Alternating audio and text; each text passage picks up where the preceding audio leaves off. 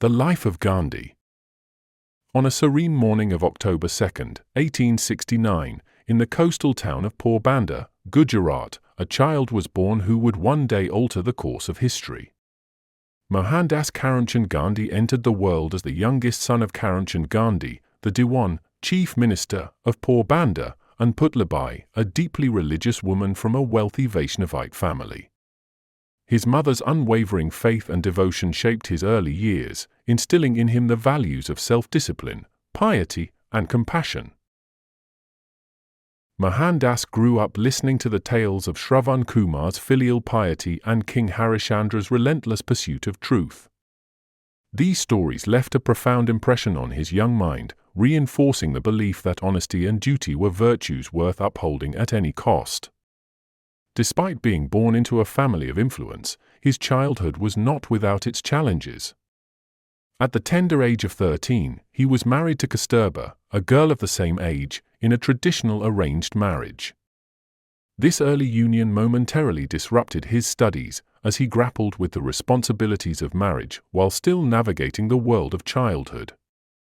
However, Kasturba would go on to become his steadfast companion, standing by his side through every triumph and tribulation. Together, they built a life that would later be defined by struggle and sacrifice, raising 4 sons, Manilal, Harilal, Devdas, and Ramdas. Education. Mohandas began his education in a modest school in Rajot, where he was introduced to subjects like history, geography, arithmetic, and languages. Though a shy and unremarkable student at first, he was diligent and sincere in his efforts. His marriage to Kasturba momentarily pulled him away from his studies, but he soon returned to complete his schooling. In 1888, he took the next step in his academic journey, enrolling at Samaldas College in Bhavnagar. However, the curriculum failed to captivate him, and a sense of dissatisfaction grew within him. He yearned for a more meaningful education, something that would challenge and refine his intellect. Encouraged by his family and well-wishers, he set his sights on England, a distant land where he hoped to train in law and carve a future for himself. Before embarking on this journey, he made a solemn vow to his mother, promising to abstain from non-vegetarian food, alcohol, and immoral behavior. With this pledge in his heart, he set sail for London in September 1888, a young man leaving behind the familiarity of his homeland to venture into the unknown. Upon his arrival, he joined in a Temple Law College, immersing himself in the rigorous study of law. The bustling streets of London were a world apart from the quiet simplicity of Porbandar. He faced cultural shocks and struggled with the challenges of adapting to Western life. Yet, in this foreign land, he found solace in a vegetarian society, where he met individuals who introduced him to the Bhagavad Gita. This ancient scripture resonated deeply with him, becoming a spiritual and philosophical guide that would influence his life's principles in the years to come. Through these early experiences, his upbringing in a religious household, his exposure to moralistic tales, his struggles with education, and his encounter with the Bhagavad Gita, Mohandas Karamchand Gandhi was slowly being shaped into the man who would later become the Mahatma, the great soul of India. A turning point in South Africa. In May 1893, Mohandas Karamchand Gandhi set sail for South Africa, filled with the hope of establishing himself as a lawyer. He had been offered a case by a wealthy Indian merchant, Dada Abdullah, and was to assist in legal matters concerning a business dispute.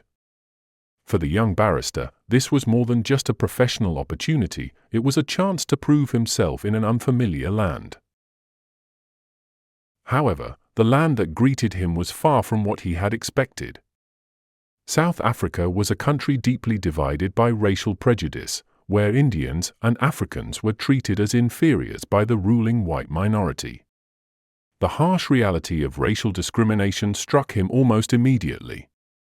Just days after his arrival, Mohandas boarded a train from Durban to Pretoria. He carried a first-class ticket, believing that his status as a lawyer would afford him the privilege of equal treatment. But when a white passenger objected to his presence in the first-class compartment, the railway officials ordered him to move to the third class. Gandhi refused. He argued that he had a valid ticket and was entitled to travel in first class. But his protests were ignored. At the next station, in the chilling night air of Pietermaritzburg, he was forcibly thrown off the train. Shivering in the waiting room, Gandhi sat in deep thought. The humiliation of that moment was unlike anything he had ever experienced. This was not an isolated incident, it was the lived reality of thousands of Indians in South Africa. A burning question arose in his mind: was he to accept such injustice silently, or was he to resist? That night, he made a decision that would change not only his life, but the destiny of millions. He would not be a passive victim of discrimination. The birth of a leader. As he continued to witness the daily indignities suffered by the Indian community, Gandhi resolved to take action. On May 22, 1894, he founded the Natal Indian Congress, NIC, to unite Indians against racial oppression. Under his leadership, the NIC began to campaign against unjust laws and the restrictions imposed on Indians by the colonial government. It was during these years that Gandhi's worldview expanded.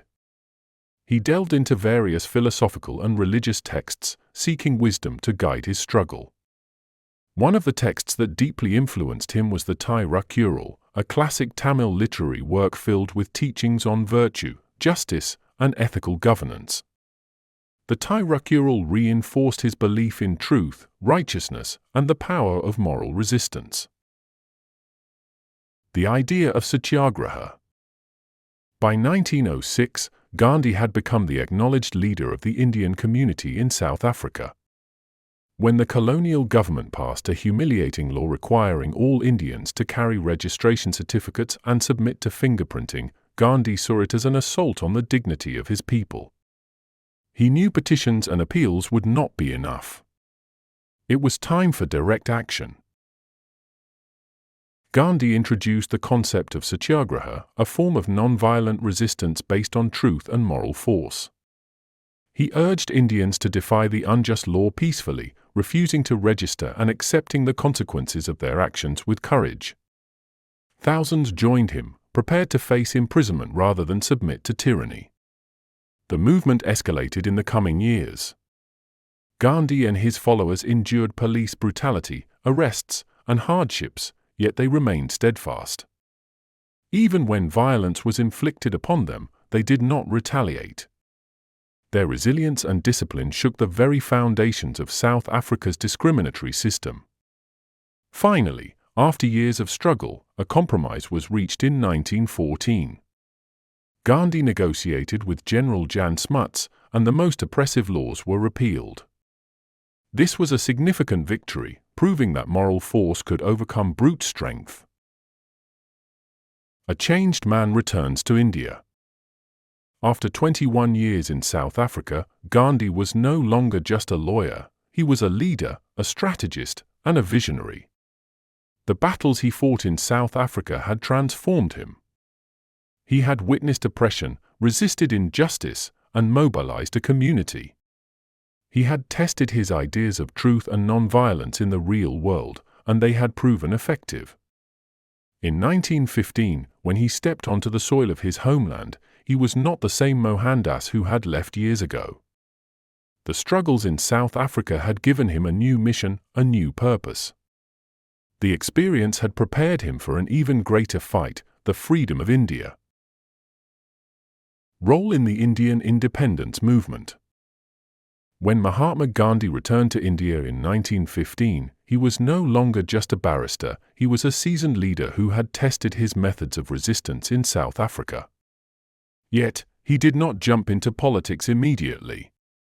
Instead, he spent a year traveling across the country, observing the conditions of the people. He sought guidance from Gopal Krishna Gokhale, a senior leader of the Indian National Congress, who advised him to first understand India before assuming a leadership role in its struggle for freedom. By 1917, Gandhi was ready to take action. Over the next 3 decades, he would lead a series of powerful movements that would shake the foundations of British rule in India. Through his principles of Satyagraha, truth and non-violent resistance, he mobilized millions and turned the Indian freedom struggle into a mass movement. Major movements of Mahatma Gandhi. Champaran Satyagraha, 1917, the first spark. The first major challenge that Gandhi undertook in India was in Champaran, Bihar, where poor indigo farmers were being mercilessly exploited under the Tinkathia system. According to this oppressive system, farmers were forced to dedicate 3/20 of their most fertile land to cultivating indigo, a plant used for dye. They had to sell it to British planters at prices dictated by them, leaving the farmers in perpetual poverty. When artificial dyes became more popular in Europe, the British planters abandoned indigo cultivation but still forced the farmers to pay them compensation, plunging them further into financial distress. A desperate farmer named Rajkumar Shukla had heard of Gandhi's success in South Africa and sought his help. In 1917, Shukla met Gandhi in Lucknow and invited him to Champaran, hoping that the Mahatma could bring justice to the oppressed cultivators. Gandhi arrived in Champaran with a small team, determined to expose the injustices. As soon as he began investigating, British officials ordered him to leave the district. He refused, stating, "I will not obey an order that violates my conscience." His defiance marked the beginning of India's first Satyagraha movement. He travelled from village to village, listening to the grievances of farmers, documenting their sufferings, and encouraging them to resist oppression through non-violent means. Thousands of farmers joined in protests and strikes, refusing to comply with unjust demands. The British authorities tried to suppress the movement, but Gandhi's persistence forced them to take notice. Eventually, a Champaran agrarian committee was formed to investigate the issue, with Gandhi as one of its members. The committee recommended significant reforms, including reducing taxes and abolishing forced indigo cultivation. The British government had no choice but to accept these demands, making Champaran Satyagraha Gandhi's first major victory in India's freedom movement. This struggle demonstrated the power of peaceful resistance and marked Gandhi's rise as a national leader. It was not just a fight for farmers, it was a fight against an unjust system, a fight that laid the foundation for many more movements to come. Gandhi's success in Champaran was just the beginning. Kheda, Ahmedabad mill strike, non-cooperation movement, civil disobedience movement, Salt March, and the Quit India movement would follow, each strengthening the fight for independence. His strategy of non-violent resistance, rooted in truth and justice, would ultimately bring the British Empire to its knees and lead India to freedom in 1947. Kheda Satyagraha, 1918, a fight against unjust taxation. In the heart of Gujarat, the fertile lands of Kheda district were home to thousands of cultivators who depended on their crops for survival. However, in 1917, a devastating famine struck the region. The monsoons had failed, and the harvest was ruined.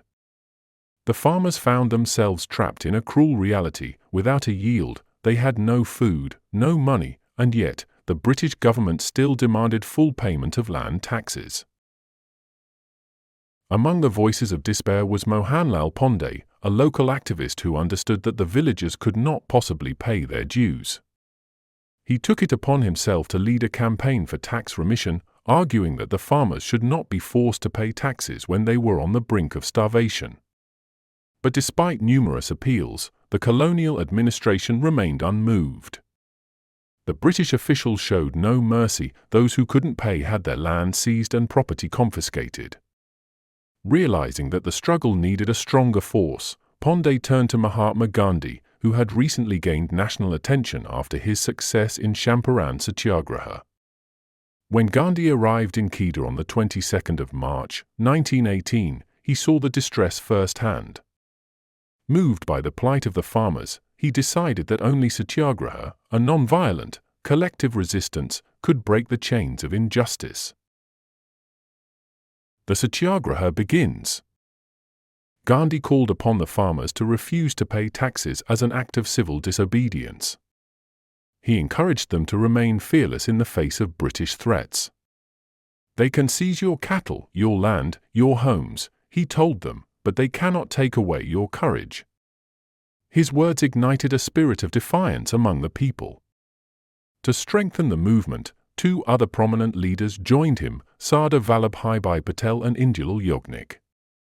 Patel, who would later become the Iron Man of India, played a crucial role in organizing the peasants and negotiating with the government.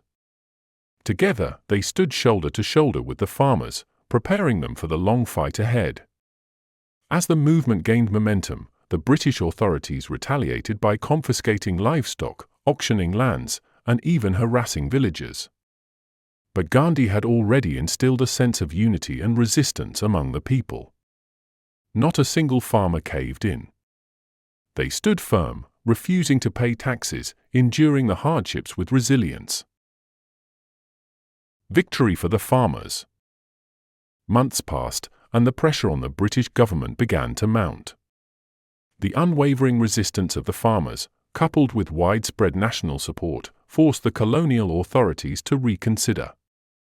Finally, in June 1918, the British relented. They agreed to suspend tax collection for the year and return the confiscated properties.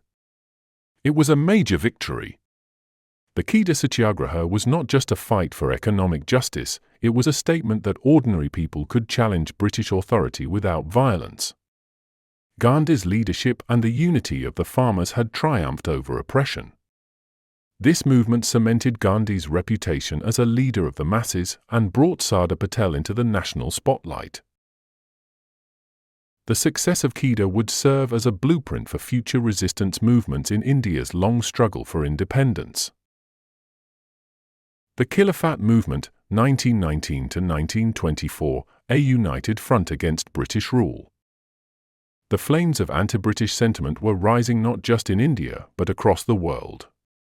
After World War I, the Ottoman Empire, the last great Islamic empire, was dismantled by European powers. The Sultan of Turkey, who also held the title of Caliph, the religious leader of Sunni Muslims, was stripped of his authority. This angered Indian Muslims, who saw the British government as a betrayer of their faith. In India, two brothers, Shaukat Ali and Muhammad Ali, took the lead in organizing protests against the British. They launched the Khilafat movement to demand the restoration of the Caliph's authority in Turkey. But the movement was about more than just religious concerns, it became a symbol of resistance against British colonial rule. Gandhi joins the Khilafat movement. At this crucial juncture, Mahatma Gandhi saw an opportunity to unite Hindus and Muslims in the common struggle for independence. In November 1919, an All-India Khilafat conference was held in Delhi. To everyone's surprise, Gandhi was elected as its president, a remarkable moment where a Hindu leader took charge of a movement primarily led by Muslims. As an act of personal protest, Gandhi returned all the medals and honors that the British had awarded him for his service in South Africa. It was a symbolic rejection of British rule and a declaration of his commitment to India's freedom. Gandhi urged people to boycott British goods, schools, and services, linking the Khilafat cause with the broader demand for Swaraj, self-rule. Under his leadership, the Khilafat movement merged with the non-cooperation movement, bringing Hindus and Muslims together in one of the strongest anti-British uprisings of the time. The aftermath and Gandhi's rise as a national leader. The Khilafat movement saw widespread protests and mass resignations from government jobs, but by 1924, it began to lose momentum. The abolition of the Caliphate in Turkey by Mustafa Kemal Ataturk ended the movement's original cause. However, for Gandhi, the movement was a turning point. He had successfully mobilized people across religious lines and had become the undisputed leader of India's independence struggle. The spirit of the Khilafat and non-cooperation movements would continue to inspire future battles against British rule, setting the stage for the ultimate fight for freedom in 1947. The non-cooperation movement, 1920 to 1922, a nation rises in protest. The horrific Jallianwala Bagh massacre of the 13th of April, 1919 left an indelible scar on India's conscience. Hundreds of innocent men, women, and children had been mercilessly gunned down by General Dyer in Amritsar, and the British government showed no remorse. For Mahatma Gandhi, this was a moment of reckoning. He realized that as long as Indians continued to cooperate with British rule, such brutality would persist. He believed that the time had come to withdraw all support from the British government and make their rule untenable. With the Indian National Congress by his side, Gandhi envisioned a non-cooperation movement, one that would be rooted in non-violence but would shake the foundations of British authority. The call for non-cooperation. Gandhi appealed to Indians across the country, urging them to stop cooperating with the British in every possible way. He convinced them that the fight for Swaraj, self-rule, could not be won through violence but through mass civil disobedience and economic resistance. The movement called for boycotting British goods and promoting Swadeshi, indigenous products, resigning from government jobs held under the British administration, withdrawing students from British schools and colleges, boycotting British courts and settling disputes through Indian arbitration courts, refusing to pay British taxes. For the first time, millions of Indians participated. The elite and the working class, Hindus and Muslims, men and women, all came together in defiance of colonial rule. Foreign cloth was burned in massive bonfires, lawyers gave up their practice, and thousands of students left British institutions to join national schools and colleges. The movement breathed new life into the freedom struggle, proving that India could stand on its own without British support. The British, initially dismissing the movement as a passing wave, soon realized its power. The economy started to feel the impact as government revenues dipped, and British-made goods faced heavy rejection. The colonial rulers, who had once believed that Indians were too divided to resist, were now watching an unprecedented display of unity and patriotism. The Chauri Chaura incident at a tragic end. Despite the movement's non-violent approach, some incidents of unrest occurred. The most infamous was the Chauri Chaura incident on the 5th of February, 1922, in the Gorakhpur district of Uttar Pradesh. A group of protesters, angered by police brutality, set fire to a police station, killing 22 policemen inside. The event shook Gandhi to the core. He was deeply committed to non-violence and saw this act as a betrayal of the principles of Satyagraha. Without hesitation, he called off the movement, despite opposition from many Congress leaders who wanted it to continue. His decision stunned the nation. Thousands of followers, who had believed that Swaraj was within reach, were disheartened. Yet Gandhi stood firm in his belief that India could not achieve freedom through bloodshed. Though the non-cooperation movement ended prematurely, it had awakened a new consciousness among Indians. It had shown them that they had the power to challenge British rule, not through weapons, but through unity and non-cooperation. The fight for independence had entered a new phase, one that would only intensify in the coming years. The Civil Disobedience Movement, 1930 to 1934, breaking the chains of oppression. By the end of the 1920s, it had become clear that the British would never willingly grant independence to India. Gandhi knew that another mass movement was necessary, one that would take non-cooperation to the next level. On the 31st of January, 1930, Gandhi sent an ultimatum to the British government, listing 11 demands related to economic freedom, civil rights, and political autonomy. He declared that if these demands were not met, a civil disobedience movement would be launched. The Viceroy, Lord Irwin, ignored the appeal, dismissing it as a political stunt. Gandhi's response was swift and powerful. The Salt March, a symbol of defiance. On the 12th of March, 1930, Gandhi set out on a historic journey from his ashram in Sabarmati to the coastal village of Dandi, covering 240 miles on foot. He was accompanied by 78 volunteers, and along the way, thousands joined him. On the 6th of April, 1930, after reaching the shores of Dundee, Gandhi picked up a handful of salt from the ground, symbolizing defiance against the British monopoly on salt production. With this simple act, he ignited a wave of civil disobedience across the country. People across India started making their own salt, violating British laws. Boycotts and protests erupted in towns and villages. Women and youth participated actively, demonstrating the movement's widespread appeal. The British government responded with brutal repression, arresting over 60,000 people, including Gandhi himself.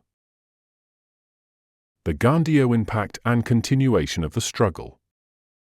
Despite the crackdown, the movement was unstoppable. The British were forced to negotiate, leading to the Gandhian Pact in 1931. Gandhi agreed to suspend the movement, and in return, the British promised to release political prisoners and allow salt production.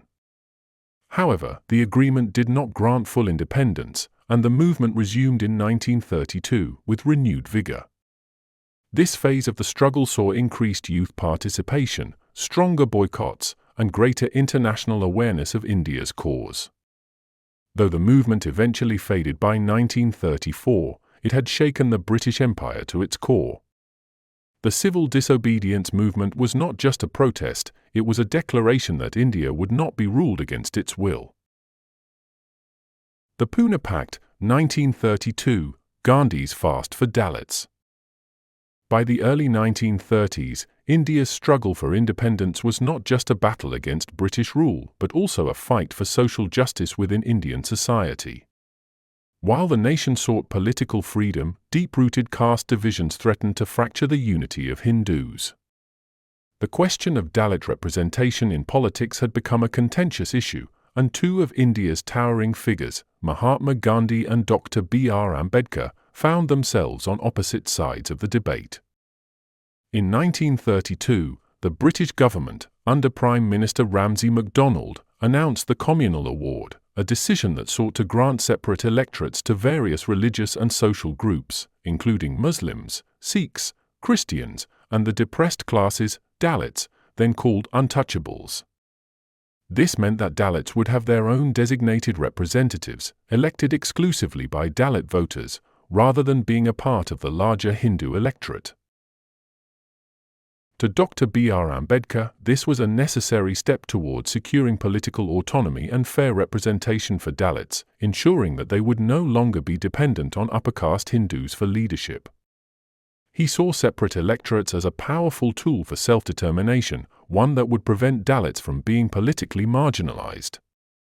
However, Gandhi strongly opposed this provision, believing that separate electorates would create a permanent rift between Dalits and caste Hindus. To him, this was yet another instance of the British divide and rule policy, similar to the separate electorates granted to Muslims in 1909. He feared that rather than empowering Dalits, this move would push them further into social and political isolation, reinforcing the rigid caste divide instead of bridging it.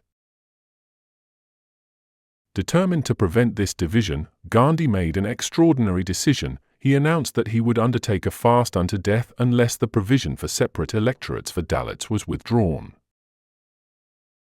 Gandhi's fast in Yerwada jail. On September 20, 1932, while imprisoned in Yerwada jail in Pune, Gandhi began his indefinite fast. His message was clear: he was not against Dalit rights, but he believed that the responsibility for uplifting Dalits should rest with caste Hindus, not the British. He argued that a separate electorate would only deepen discrimination, making Dalits a permanently excluded group within Hindu society. Instead, he sought an alternative solution that would grant Dalits strong political representation without completely segregating them from the Hindu fold. As news of his fast spread, shockwaves ran across the country. Protests erupted in various cities, and anxiety gripped the nation. Temples that had long barred Dalits from entry were suddenly opened, as upper caste Hindus scrambled to show their willingness to reform and integrate Dalits into mainstream society. A sense of urgency loomed large. If Gandhi died, the freedom struggle itself could be destabilized. But Dr. Ambedkar was unmoved by emotional pressure. For him, Gandhi's fast seemed like an attempt to coerce Dalits into surrendering their hard-fought demand for political autonomy. He had spent years fighting for Dalit self-representation, and he refused to back down easily.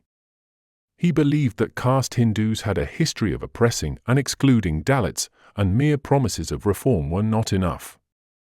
The only way to ensure real representation was through separate electorates, where Dalit leaders would be directly elected by their own community, rather than being handpicked by upper caste Hindus.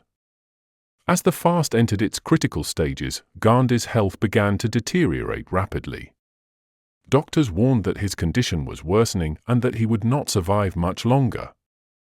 A national crisis loomed, even though the British government remained firm on the communal award. Political and religious leaders realized that a compromise had to be reached. The pressure on Dr. Ambedkar was immense. The Poona Pact, a historic agreement. After days of intense negotiations, Dr. Ambedkar and other Dalit leaders reached an agreement with Gandhi and Congress leaders. On September 24, 1932, the Poona Pact was signed, marking one of the most significant social agreements in Indian history. The terms of the Poona Pact replaced the separate electorates with a system of reserved seats for Dalits within the general Hindu electorate. Instead of Dalits voting separately for their own candidates, they would now vote alongside caste Hindus, but a specific number of seats in provincial legislatures would be reserved exclusively for Dalit representatives. The number of reserved seats was increased from 71, under the original communal award, to 147, ensuring stronger political representation for Dalits than the British proposal had initially offered. The agreement also included commitments toward better education, employment opportunities, and social reforms for Dalits. It was a compromise. Gandhi succeeded in preventing separate electorates, while Ambedkar ensured stronger Dalit representation than before. As soon as the pact was signed, Gandhi broke his fast, and the nation breathed a sigh of relief. The news spread rapidly, and celebrations erupted across the country. However, Ambedkar remained deeply dissatisfied. He later wrote that the pact had been forced upon the Dalit community and that Gandhi's moral pressure had left them with no choice but to concede. While he had ensured increased Dalit representation, he remained skeptical about whether caste Hindus would truly work for the upliftment of Dalits. Impact of the Poona Pact. The Poona Pact became a turning point in Indian politics. For the first time, Dalit representation was treated as a national priority, and their political role was formally acknowledged within the broader struggle for independence. It also paved the way for affirmative action policies, which would later shape India's reservation system in education, employment, and political representation. However, the debate between separate electorates and reservations would continue to haunt Indian politics. Ambedkar's fears of upper caste dominance did not disappear. In fact, his experiences with Congress and the Hindu leadership led him to later embrace Buddhism in 1956, rejecting Hinduism altogether. Despite its controversial nature, the Poona Pact remains a landmark agreement in India's social and political history. It was a clash of two visions, Gandhi's dream of Hindu unity through integration, and Ambedkar's demand for Dalit self-respect and political empowerment. It was not a perfect solution, but it set the stage for future battles for caste equality, representation, and justice in independent India. The Quit India movement, also known as the August Kranti movement, marked the final and most decisive phase of India's long and arduous struggle for independence. By 1942, the disillusionment with British rule had reached its peak. The Second World War had pushed the British Empire into turmoil, and the Indian people, who had been drawn into the conflict without their consent, were left facing immense hardships. The promises of gradual self-rule, made through the Cripps mission, had turned out to be hollow. Frustration and anger simmered across the country, and in this atmosphere of growing unrest, Mahatma Gandhi decided that the time had come for a final, bold demand, one that left no room for negotiations or compromises. On August 8, 1942, leaders of the All India Congress Committee gathered at Gawalia Tank Maidan in Bombay. The air was charged with expectation. The British had ruled India for nearly 2 centuries, exploiting its wealth, suppressing its people, and crushing every attempt at self-determination. But on this day, under Gandhi's leadership, the Congress passed the historic Quit India resolution, demanding that the British leave India immediately. The atmosphere was electric as Gandhi, standing before thousands, gave his most famous and powerful call to action: "We shall either free India or die in the attempt. We shall not live to see the perpetuation of our slavery." The mantra is, "Do or die." It was a call for uncompromising resistance, an appeal to every Indian to rise up and fight, not with weapons, but with determination and defiance. The British, sensing the danger of this movement, responded with unprecedented repression. Within a matter of hours, Gandhi, Jawaharlal Nehru, Sardar Patel, Abul Kalam Azad, and most top Congress leaders were arrested without trial. Congress was banned, and the entire leadership was thrown into prison, isolated from the people. The British believed that by imprisoning the leaders, they could crush the movement before it even began. But they had miscalculated. Instead of breaking the resolve of the people, these arrests ignited a wildfire of resistance across the country. With their leaders in prison, the Indian people took the movement into their own hands. The cry of "Quit India" echoed through villages and towns, as students, workers, farmers, and women joined the movement in overwhelming numbers. Strikes erupted in factories and government offices, paralyzing the administration. Railway lines were disrupted, telegraph wires were cut, and police stations were stormed by angry crowds. In some regions, like Balaya in Uttar Pradesh, Tamluk in Bengal, and Satara in Maharashtra, the people declared independence and set up parallel governments, refusing to acknowledge British authority. The British reacted with brutality. Police and military forces were deployed to crush the rebellion. Thousands were arrested, many were shot dead in open fire, and entire villages were burned as a warning to others. The repression was harsher than ever before. Yet, despite the crackdown, the movement refused to die. A network of underground revolutionaries, including Jagat Prakash Narayan, Ram Manohar Lohia, and Aruna Asaf Ali, continued the resistance through secret radio stations, spreading messages urging the people to persist in their struggle. The movement, though violently suppressed, had shaken the very foundation of British rule in India. By the end of World War II in 1945, Britain's hold over India was irreversibly weakened. They could no longer govern a nation that refused to be ruled. The Quit India movement, though failing in its immediate goal, had demonstrated India's determination to be free. It had sent a clear message: India would never accept British rule again. When India finally gained independence in 1947, it was the spirit of the Quit India movement that had paved the way. The sacrifices, the suffering, and the courage of the people had made freedom inevitable. Though Gandhi had called for do or die, the people of India had chosen to do, and they had won. The final years, the partition of sorrow and Gandhi's martyrdom.